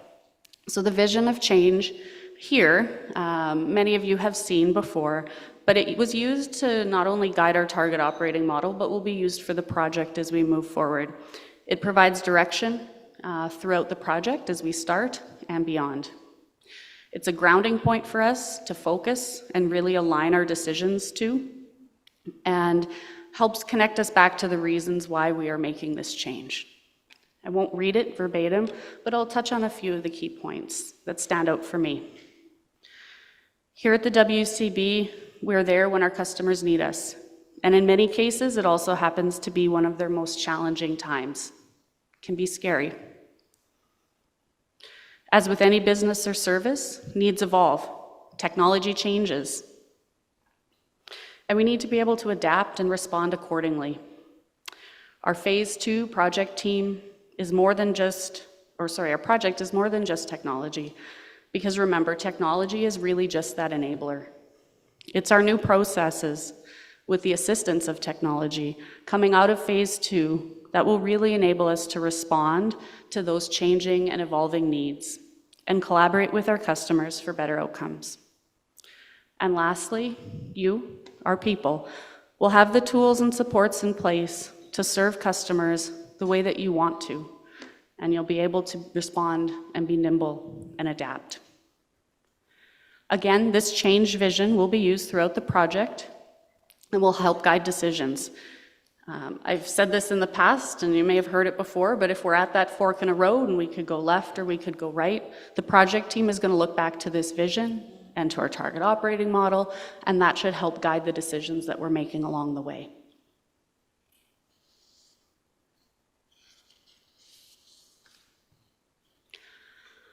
So as I reflected on the summit today, and of this large, complex project, I think I heard someone call it a monster project earlier. Was that you, Adam?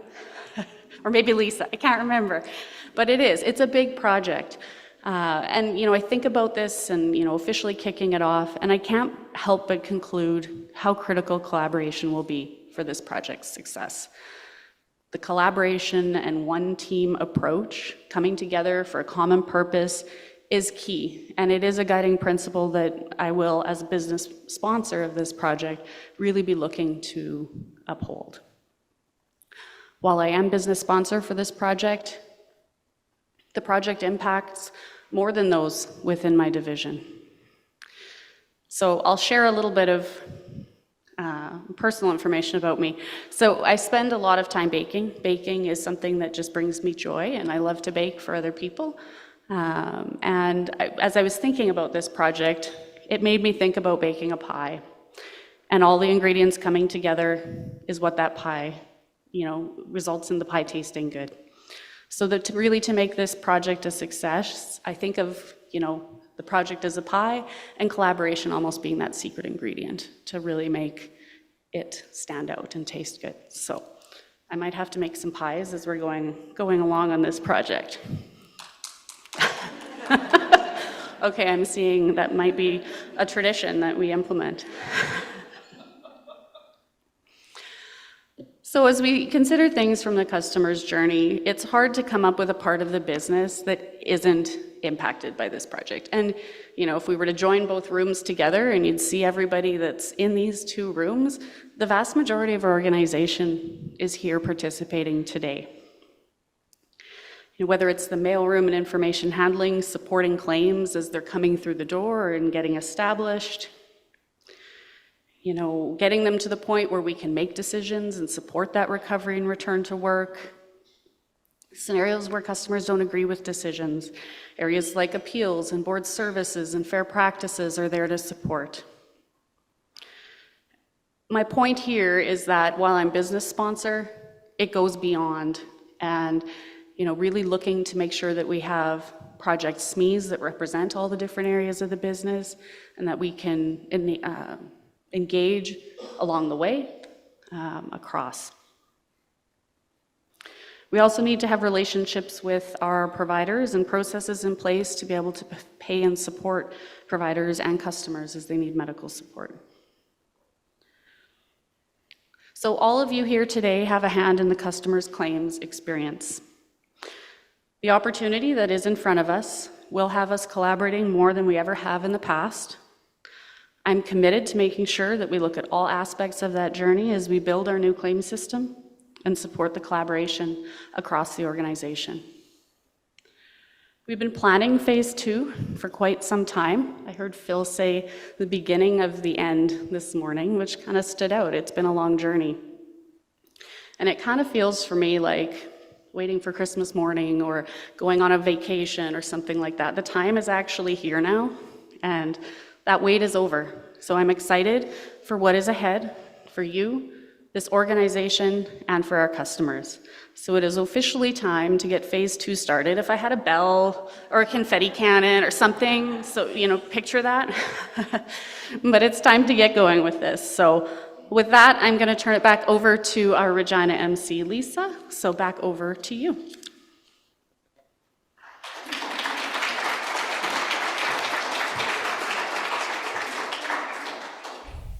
Thanks, Jennifer. It was really good to see the Core Suite demo again of the Claims Pro capabilities, but also I heard you commit to baking everybody pies. And this Regina room is really, really full. So teamwork makes the dream work, but pies also make it happen. So our next speaker to call on stage is Yvonne Weisberger. She is our business lead for the Core Solution project. She's going to build upon what Jennifer just shared. Fun fact about Yvonne, she enjoys reading and gardening and has double jointed thumbs. I'm sure that's a good party trick. If you can't find her, look up. She skydives and has been known to soar high above the Arizona desert. Personally, I would go over a body of water, but good on ya. Earthworks too, Yvonne. Good morning, Regina and Saskatoon. Today is an exciting day as we prepare to launch the Phase 2 Core Solution project, which has been many months in the making. This moment represents the culmination of careful planning, innovative thinking, and relentless hard work. We are on the cusp of something truly special, and I could not be more thrilled about what the future holds. I'd like to take a few minutes to introduce our transformation leads who are with us here today and who have been and will continue to work collaboratively together in helping lead us through the journey ahead. With me on stage is Steve Jeffrey, Business Lead of Information Technology, Justin Schwartz, Business Lead of Data, Nicole Friesen, Transformation Lead of Digital Portal, and Yubi Ogunbacon, Transformation Lead of Finance.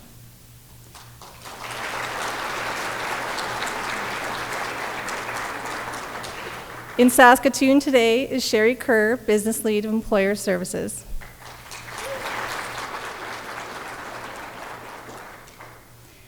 As we navigate this transformation, it's crucial to recognize that change is not just about adopting new technology or processes. It's about embracing a new way of working and thinking. Each of us plays a vital role in bringing this change to life. We are the stewards of this transformation, ensuring that our collective efforts align with our company's values and long-term goals. By supporting both the new systems and each other, we can successfully represent the future of our business. I'm going to take a moment to share with you another demo of the new system. This demo will show you what the dynamic questions function can look like in Core Suite. As we said during some of the Tom Roadshows, it's the choose your own adventure feature. So let's play the demo. Okay, let's dive into this next area where we're going to explore what we call dynamic questions, or in Core Suite Claims Pro terms, we call these profiles in many different areas of the system. And so I'm going to go into a few different areas and give you a sense of what that might look like with dynamic questions. So this first area is something we call three-point contact.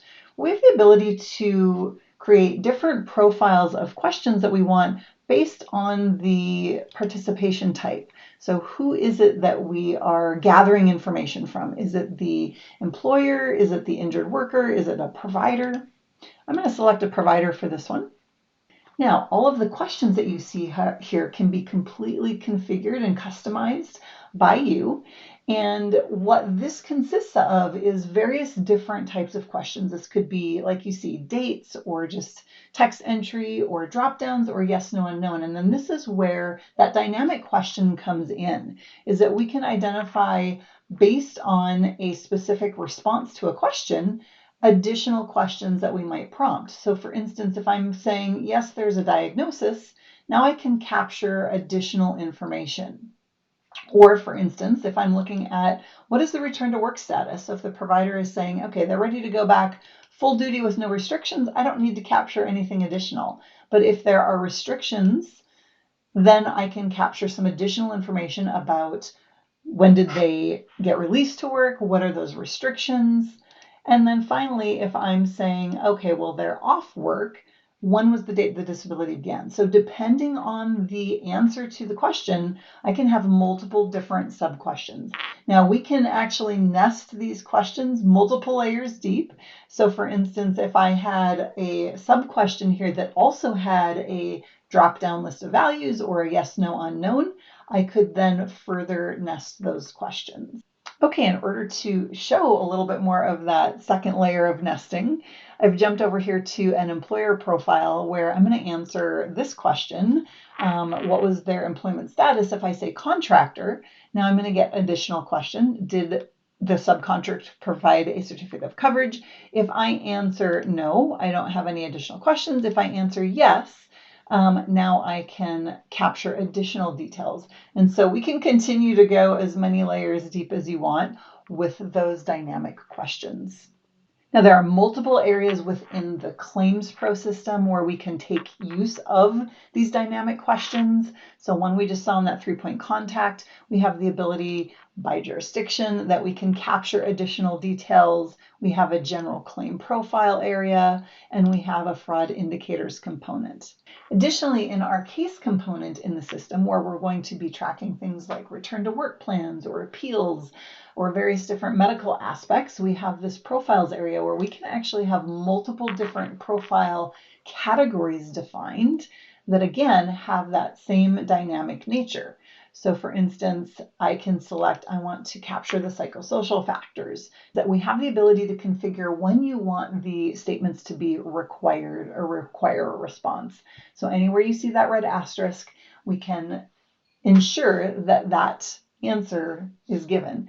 And so we could set that to be required at the top level, or we could set it that it's only required if I've answered a certain way and only that sub-level. Now I can actually have multiple different profiles within this case. So I selected the psychosocial. Now maybe I want to look at that supervisor assessment checklist. And so I could say, if I answer no here, it's not going to expand the questions. Again, if I answer yes, now I have a lot of additional information. And again, we can nest this multiple levels down. So that's just a really quick peek at some ways that we can do dynamic questions throughout the system in lots of different areas. So the dynamic questions function is an example of an area where the project team, which includes the business me's, will work to configure the system with the right questions and drill downs that are specific to the WCB's needs. Throughout discovery and build, we will work with KPMG and Sapiens to look at what already exists in CoreSuite and Claims Pro and fine-tune or configure to meet WCB's requirements. Our subject matter experts are the backbone of this effort. They bring a wealth of knowledge and experience to the table, ensuring that our project remains aligned with our business objectives. Where we may not have the specific expertise, rest assured we will collaborate and engage with the right partners to ensure that every decision is informed, every step measured to deliver the successful outcomes. Our team is not just ready, we are eager and well prepared to take this project forward. We've laid a strong foundation, crafted strategies, and assembled the resources needed to ensure a successful launch. The dedication and expertise across every department has been remarkable, giving me full confidence that we are posed for success. It's an honor to represent the business and to work alongside such a talented group of individuals who share a common goal. The project is a reflection of our collective ambition, and I'm committed to working tirelessly to ensure it achieves the success it deserves.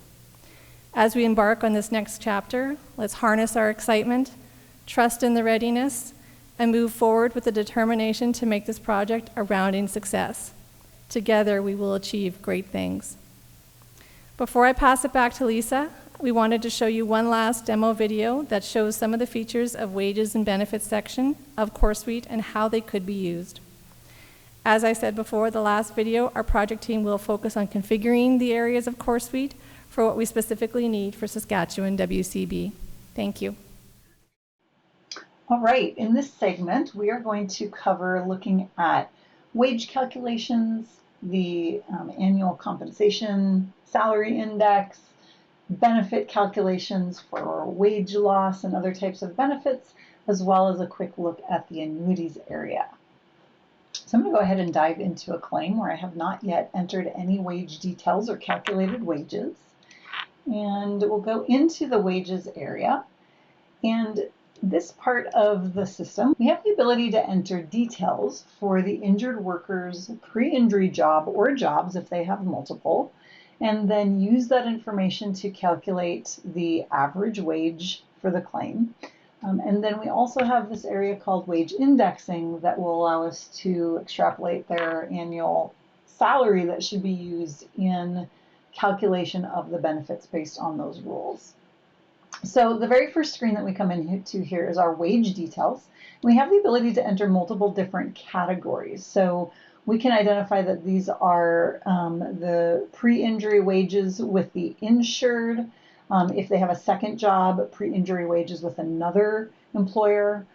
As we get further on, once they've reached earnings capacity, maybe they've not yet returned to work, we can identify that, as well as post-injury information for if they've returned to work in a modified capacity, and we need that to play into the partial wage loss calculation. So we can add multiple different details here. We can identify where did the information about the wages come from? Was it from the employer, the insured, or the injured worker? What is their type? Is this their gross earnings, maybe net earnings, or other additional benefits that need to be contemplated?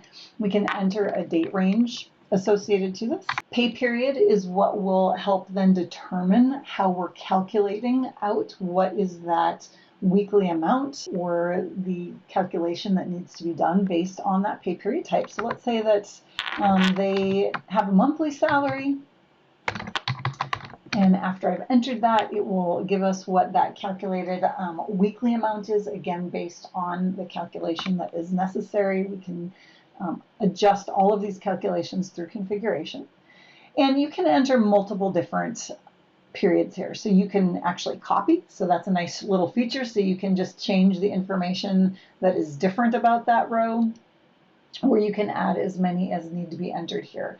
For purposes of this demonstration, we'll just add that one.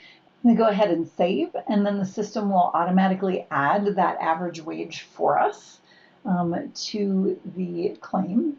And then we're going to actually go into that next screen here and take a look at what the wage indexing looks like. And so this is one of those where we would establish that base compensation salary that then can be indexed each year with the increase in the maximums for that particular year. So once I've entered in the starting date here, it will actually, you can see, pull in the maximum amount for the year of the injury, for the year that is applicable, and then from this point on, actually the system would automatically index that value based on the percentage increase that comes every year.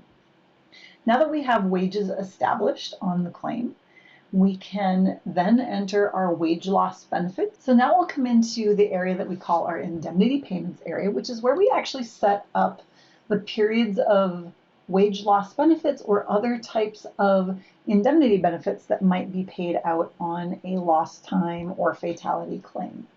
And so the benefit types that are available will be listed. So for example, we've got the full wage loss benefits, and we're starting that on the day after the injury because that's when they went out. And let's just say we're originally going to set up an initial 8 weeks of benefits. When I hit the calculate button, it's going to use the rules that are in the system, retrieve the wage information that is relevant for this particular benefit type, and then allow us to create a payment schedule to pay that over time. So this particular benefit type allows us to pay either 14 days or in lump sum. We can then create the schedule, and you'll see that it will create, move this over a little bit, it will actually create that schedule and we'll pay, every 14 days. And because we don't have even 14-day periods, the last period that I'm paying here is 9 days, automatically allocating that to the injured worker. And we do have the ability to do allocations to other parties as well if we need to make the payment to another party. Another calculation we can take a look at here is, for instance, if you had medical time loss benefits. So maybe they missed a portion of a day of work for a medical appointment, even though they've returned to work. So let's say that earlier this week, they missed a half of a day of work. And so I can enter what was that percentage. It allows me to then calculate that half day instead of the normal full day or a full week of benefit. Now let's take a look really quickly at the annuities area of the system. We have processes that will determine, based on your rules, whether or not they're eligible, when is the interest start date, when is the termination date based on their age. And so you can see that this particular claim is actually eligible. And then if we see the account, it's going to show all of the wage loss benefits that are actually eligible to deposit into that annuity, and then the calculation of the interest that has occurred up to this point. And if we look at the interest details, I can now drill into more detail and I can see, okay, for this particular wage loss payment, these are the periods of interest that have been calculated. Thanks, Yvonne, for your earlier remarks, and I'm digging the videos. Good job on those, Stephanie. It's exciting to see the system. So our next speaker is George Georgias. He's the Chief Technology Officer and Vice President of Business Intelligence and the business sponsor for the IT and BI arm of the Core Solution Project. So fun fact about George is that he's currently learning how to play the bouzouki. It's not the bazooka, also a musical instrument, but the bouzouki. So you'll have to ask him about it later. George's must-do every day is a morning Italian cup of coffee. No, of course, it's a Greek cup of coffee with George's deep Greek heritage. We also understand that you're skilled in making Greek desserts, so looking forward to that as well. George is connecting with us today on charting the course for IT and BI. Welcome, George.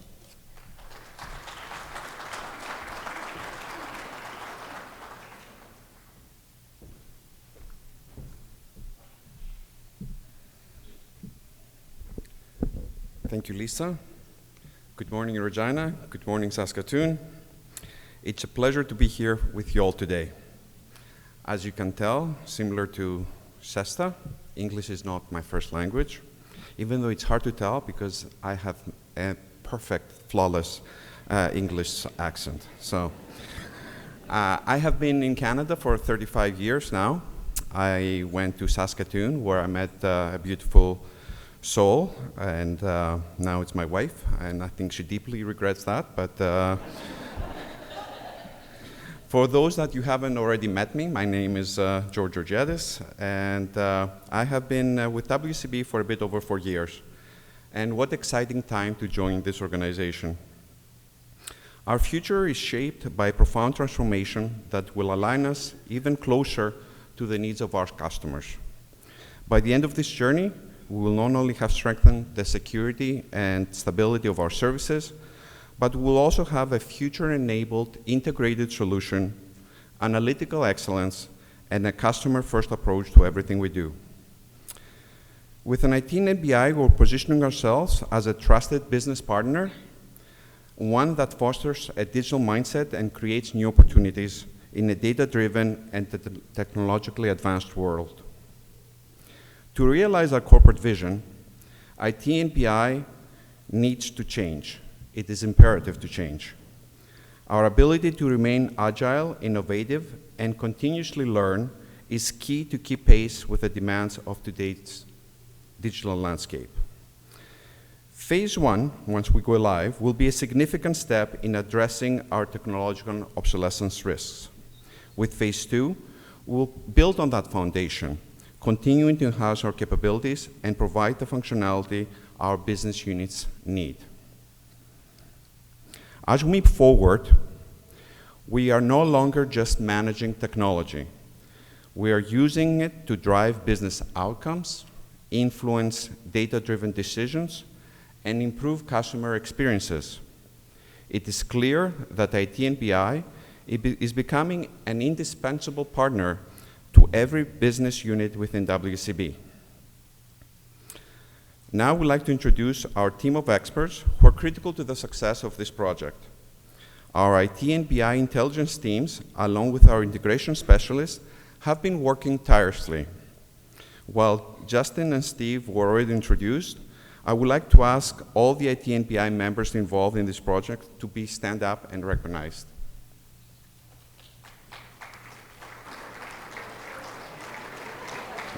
Come on, guys, get up, get up.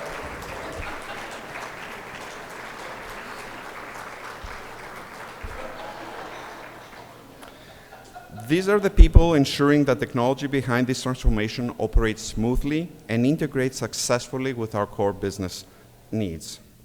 Their dedication has been and will continue to be invaluable. One of the things that I'm most proud of is how our IT and BI work streams have engaged and will continue to engage with our business leaders. You've heard before, this is not just an IT project, it's a business transformation. We have been working closely with our leaders across all business units to ensure that their voices are heard and that the technology that is being developed truly supports their goals. As we proceed into phase two, this collaboration will continue to grow deeper. We'll continue working hand in hand with our business leaders to ensure that the systems developed are aligned with a broader organizational strategy, the target operating models that Jennifer talked about, and customer needs. Hopefully everyone is familiar with the IT and BI vision that has been established and adopted by our BTP program. I'm not going to read this out to you, but I would rather focus on some key words in this vision. Security, reliability, and stability. These are the foundation pillars of our services. Ensuring secure, reliable, and stable operations means our systems protect sensitive data, minimize disruptions, and provide consistent performance. Analytical prowess. Analytical prowess refers to our ability to leverage data to inform business decisions, drive innovation, and deliver actionable insights across the organization. Digital mindset. A digital mindset is the adoption of technology, innovation, and agile thinking in every aspect of our work. It goes far beyond simply implementing technology. It's about integrating digital processes in our organization's culture. Providing unwavering support. This intends to emphasize IT's and BI's role as a dependable partner that remains committed to supporting business goals and customer needs, no matter what are the challenges and complexities that are involved. Last but not least, investing in our talented workforce. Investing in people means continually improving the skills and knowledge our teams has through training, development program, and exposure to new technologies. This is a critical component of the IT and BI vision. As technology evolves rapidly, our workforce must stay ahead of industry trends and emerging technologies. By investing in our employees, we enhance the organization's ability to innovate, maintain systems, and remain competitive while ensuring we're ready for future challenges. Furthermore, I strongly believe that it's our obligation as our organization to our staff to take them along with our transformation journey. In closing, I'm excited about what lies ahead for WCB. The future of IT and BI is about partnerships, insights, innovation, and building a stronger future together. Thank you to the BTP program, our staff, and our board for your commitment to this transformation, and I look forward to continuing this journey with all of you. Thank you.